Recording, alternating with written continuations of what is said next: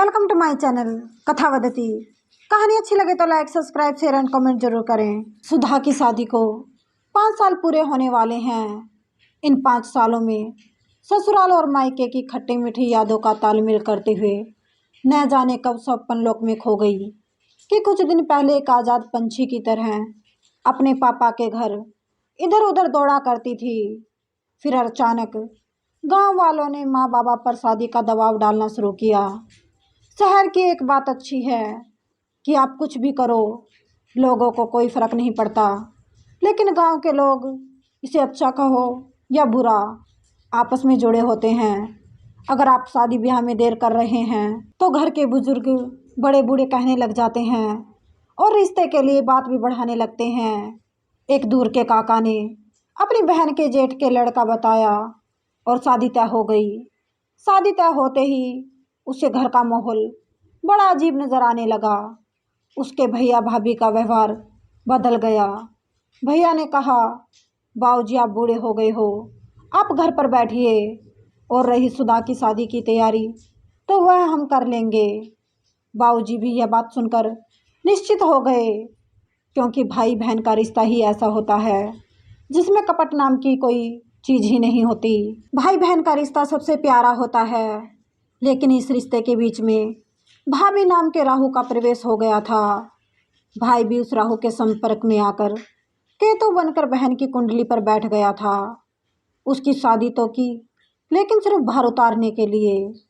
सुधा को सब कुछ दिख रहा था, लेकिन सब कुछ देखते हुए भी सुधा कुछ नहीं बोल पा रही थी, क्योंकि बेटियां भावुक होती हैं। वह नहीं चाहती कि माँ बाबूजी को मजबूर होकर दहेज की मांग पूरी करनी पड़े, लेकिन यहाँ तो बिल्कुल उल्टा था। पिता की सारी संपत्ति पर उसका भाई कब्जा करके बैठा था। सुधा के भाई ने शादी के नाम पर सिर्फ शादी का बोझ उतारा था। यहाँ तक कि जो सुधा की शादी के लिए जो रुपए थे, उसमें से भी उसके भाई ने रुपए बचा रख लिए थे और दहेज का सामान भी सस्ते से सस्ता लिया था। माँ यह सब जानती थी, मगर घर परिवार में 4 रिश्तेदारों के आगे कलह न हो, इसलिए सुधा ने अपनी कसम देकर माँ को चुप करा लिया। शादी के दिन सुधा के पिता को पता चला तो बहुत देर हो चुकी थी।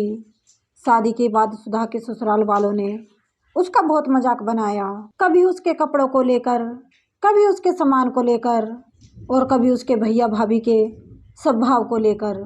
लेकिन सुधा के प्रेम पूर्वक व्यवहार ने ससुराल वालों का दिल भी जीत लिया। आज तीसरी सालगिरह पर उसने फैशन डिजाइनिंग का कोर्स करके अपने सपनों को एक नई उड़ान दी। अब तक वह जानी मानी फैशन डिजाइनर बन गई थी, और आज सालगिरह पर उसके ससुराल वाले उसे गिफ्ट देने के लिए अलग अलग प्लान बना रहे थे। सब अपना अपना सरप्राइज गिफ्ट तैयार कर रहे थे। कोई कहता बहू को यह गिफ्ट देना है, तो कोई कहता भाभी को यह गिफ्ट देना है। यह सब सुनकर सुधा को शादी की पहली रात याद आ गई, जब भैया भाभी माँ पापा की आंखों में धूल झोंकने की तैयारी कर रहे थे। भाभी भैया से कह रही थी कि शादी में कम खर्चा करना, हमारे भी तो बच्चे हैं, हमारी भी तो एक लड़की है, उसकी ज़िंदगी को भी तो देखना है, और वैसे भी तुम्हारी बहन तो बहुत सुंदर है, हमारी बेटी तो इतनी सुंदर भी नहीं है, इसलिए लड़कों वालों का मुंह दहेज देकर ही बंद कराना पड़ेगा। और तुम्हारी बहन का क्या है, वह तो बहुत सुंदर है, उसे तो कोई भी ले जाएगा, और हमें हमारा भविष्य भी तो देखना है, सब उसे ही दे दोगे तो हमारा क्या होगा। इस पर उसके भाई ने कहा, प्रीति कहीं हम गलत तो नहीं कर रहे। प्रीति बोली, इसमें गलत ही क्या है, बेटियां तो वैसे भी पराया धन होती हैं, और वैसे भी घर पर हक सिर्फ बेटों का होता है, इसलिए जो कुछ है वह हमारा ही तो है। लेकिन भाभी भूल गई, जो किस्मत में लिखा होता है वही होता है। आज सुधा की किस्मत रंग लाई। उसका पति रोहन एक कंपनी में उच्च अधिकारी था, और रोहन स्वभाव का भी बहुत अच्छा था। सुधा की दादी सास सुधा को बहुत पसंद करती थी, और आज उन्होंने सुधा को अपना पुश्तैनी हार देने का निश्चय किया था। दादी सास ने हार बढ़ाते हुए रोहन से कहा, लो बेटा, सुधा को पहना दो।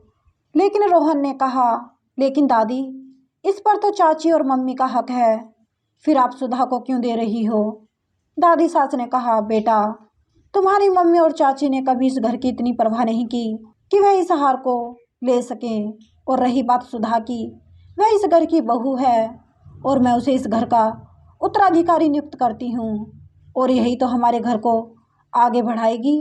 इसलिए इस हार पर सिर्फ सुधा का हक है। लो इसे सुधा को पहना दो। रोहन ने वह हार सुधा को पहना दिया। इस बात से सास और चाची सास भी बहुत खुश थीं, क्योंकि सभी सुधा को बहुत पसंद करते थे। इस खुशी में उसके भैया भाभी भी आए थे और इस बार महंगा गिफ्ट लेकर आए थे। जब भैया भाभी ने उसे गिफ्ट दिया तो सुधा ने कहा, भैया कहीं आप यह तो नहीं सोच रहे कि मैं सब भूल गई हूँ? हाँ मैं सब भूल गई, लेकिन एक बात कहना चाहूँगी, ज़रूरी नहीं कि बहू को दहेज के लिए प्रताड़ित किया जाए, लेकिन कभी कभी लड़कियाँ ज़्यादा दहेज लाने की वजह से ना अपने ससुराल वालों की इज्जत करती हैं और ना ही उनका सम्मान। दहेज के लालच की बजाय सुंदर और सुशील लड़की को अपनाएं तो वह आपकी पूरी इज्जत करेगी और सम्मान देगी।